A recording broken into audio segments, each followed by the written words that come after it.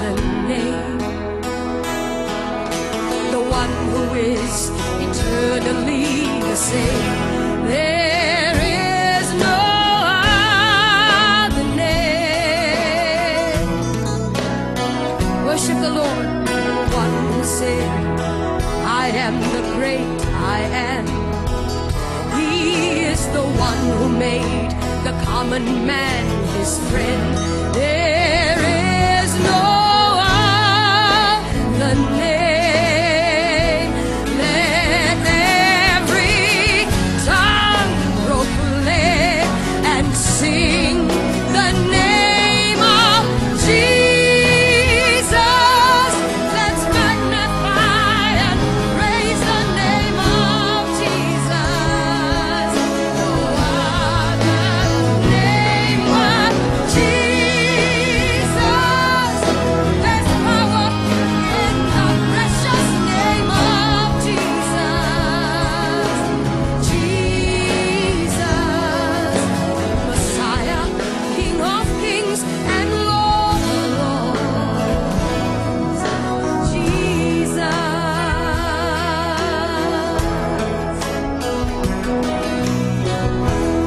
I was not born in a Pentecostal Christian family, church.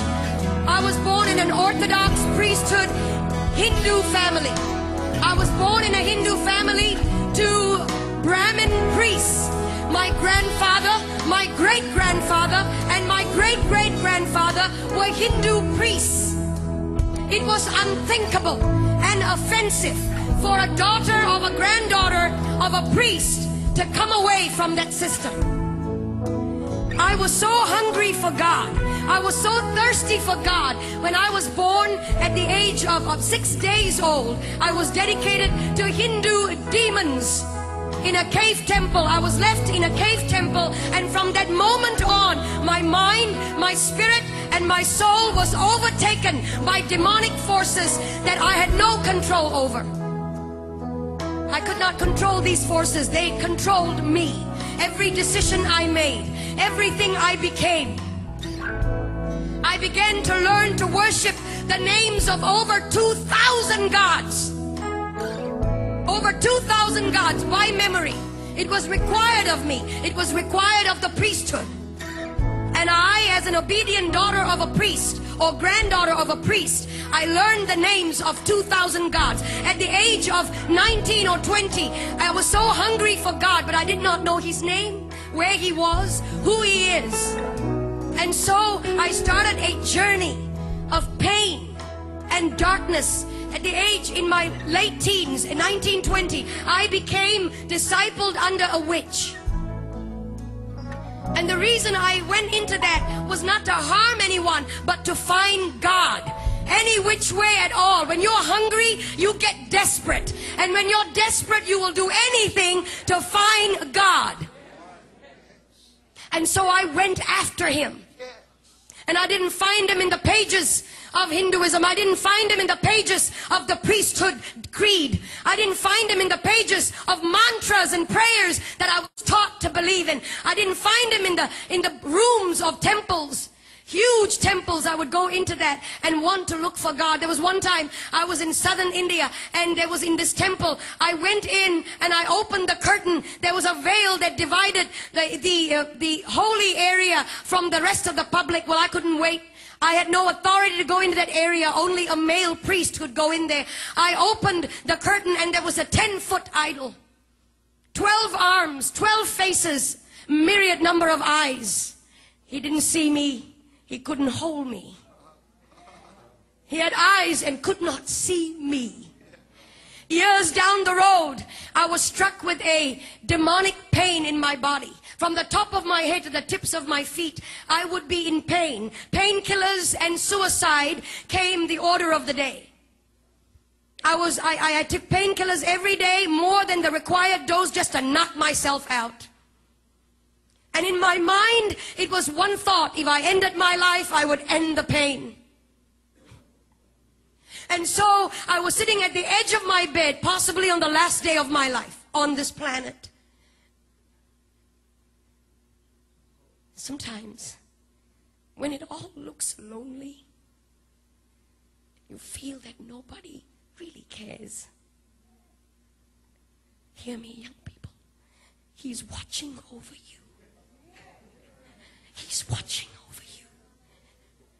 And it may not be tangible, but He's over you. And He loves you.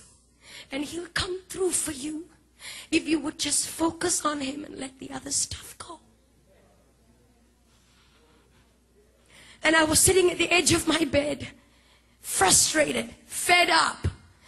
And I cried out, like you have cried out, Jesus! I'd heard of that name when I was growing up. Christmas cards. Christian people that would come to my door and tell me He died for you. And I would resist them and argue with them. Proud and arrogant of the priesthood that I belonged to. Ignorant. And when I cried out, Jesus, the presence of a holy God began to filter through that room. That room was darkened. The lights were switched off. I was sitting on the edge of my bed. I never saw His face, but His voice was as audible as anything that I've ever heard before. I am Jesus. I am God. And He touched my body. No doctor could cure the disease that was in my body. No doctor could heal me. Young man, no doctor could provide the answers. Nothing out there can. And I've been there, done it, and I've tried it. Everything, the darkest road, I've taken it. Gentlemen, and He came to me. He touched my body. In an instant, that disease left my body. In an instant, I was healed. I began to feel His power and His presence course through my body. And then I went into this tiny church, about 50 people, and somebody up in front there looked a bit like this platform, and somebody up on this was talking about going into the water, that if you're baptized you become a new creature. Well, I didn't understand that either. I was wondering how water can make such a big difference. What's the big deal? We take showers every day. I went up to this preacher man and I said, will you put me in this water? Because everything and anything He wants me to do, I'm ready to do it. He has set me free. He has healed me. Anything and everything. No matter the price. No matter. And so they put me in that water. When I came out, legions of demonic influences broke free from me. And I was set free, church.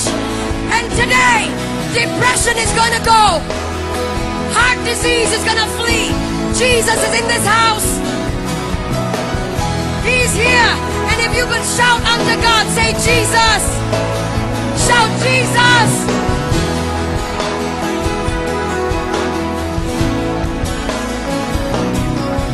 He's the one who said, I am the great